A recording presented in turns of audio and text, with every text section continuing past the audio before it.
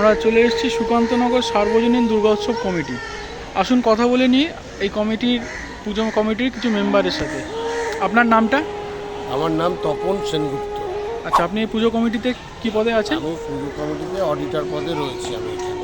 আচ্ছা, আপনাদের এই পুজোটা কত বছরের পুজো? এটা 40তম বর্ষে এবার আমাদের পদার্পণ করলো পুজোটা।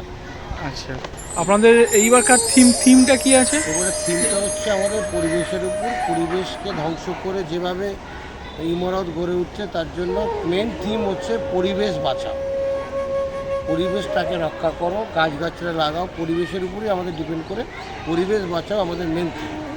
আচ্ছা, তার মানে আপনাদের এই পুজো প্যান্ডেলে আমরা আসলে পরিবেশ সম্বন্ধে অনেক কিছু জানতে পারবো, দেখতে পাবো। আচ্ছা, এই যে থিমের যে বুদ্ধিটা, এটা কার মাথা থেকে বেরিয়েছে?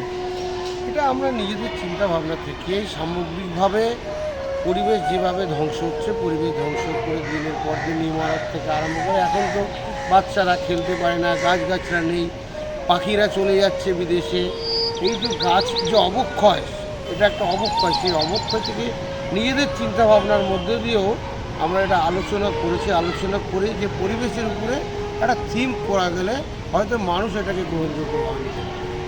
আচ্ছা, অসংখ্য ধন্যবাদ আপনাকে। আসুন আমরা কথা বলে নিই আমাদের পুজো কমিটির আরেকজন মেম্বারের সাথে। আপনার নামটা? আমার সৈকত গাঙ্গুলি। আচ্ছা, আপনি কি পদে আছেন এই পুজো কমিটিতে? কোষাধ্যক্ষ। কোষাধ্যক্ষ। আচ্ছা, আপনার কীরকম মনে হচ্ছে এই বছরের এই পুজোটা কীরকম সাকসেস হবে? আমরা যেই থিমটা চিন্তাভাবনা করেছি, আমার মনে হয় এটা সবার মনে দাগ কাটবে। এটা অ্যাকচুয়ালি গাছ লাগাও, পরিবেশ বাঁচাও, এটা সবার মনে দাগ কাটানোর জন্যই আমরা এই পরিবেশটা থিমটা চিন্তাভাবনা করেছি। কারণ বর্তমানে যেভাবে গাছ হচ্ছে আমাদের ভারসাম্য রক্ষা করে পরিবেশে, একবার গাছ কেটে দেওয়া, একটা গাছ কাটলে তার পরিবর্তে যাতে দুটো গাছ লাগানো যায়, যাতে পৃথিবীর ভারসাম্যটা বজায় থাকে, সেই জন্য আমরা নিয়েছি, লোকের মনে ভালো লাগে। আচ্ছা, আপনাদের মণ্ডপের ভিতরে যে প্রতিমা থাকছে, সেই প্রতিমার সজ্জাটা কীরকম? প্রতিমাটা কি রূপে? সাবেকি আনা প্রতিমা। বরাবর হয়েছে 8 বছর। আচ্ছা, এই বছর আপনাদের কততম পুজো এটা আপনাদের? 44তম।